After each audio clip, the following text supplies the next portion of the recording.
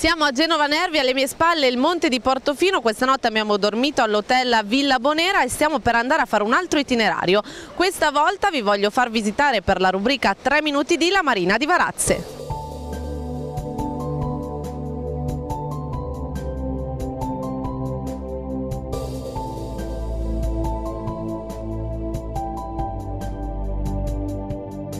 La rubrica 3 minuti di questa volta vi porta alla scoperta della Marina di Varazze. A soli 35 km in auto da Genova potete raggiungere un luogo davvero esclusivo, dove l'area commerciale, ricca di negozi, bar e ristoranti, sorge accanto al porto, che dispone di ben 800 posti barca. L'area, nata da un ambizioso progetto nel 2003, oggi rappresenta un punto di riferimento importante per gli appassionati di nautica che cercano assistenza di alto livello, ma anche per chi vuole passare una piacevole serata in un luogo esclusivo.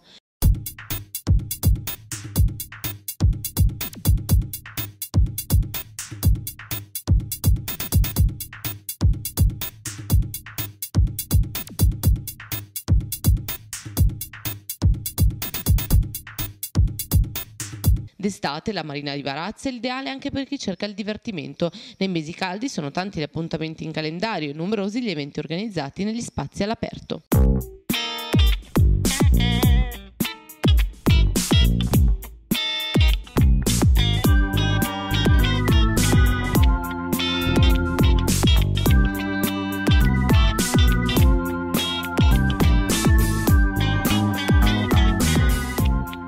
Raggiungibile facilmente non solo da Genova ma anche da Torino e Milano, la cittadina di Varazze è un luogo da non perdere che grazie anche alla marina è una delle mete più ambite dai turisti provenienti da tutto il mondo.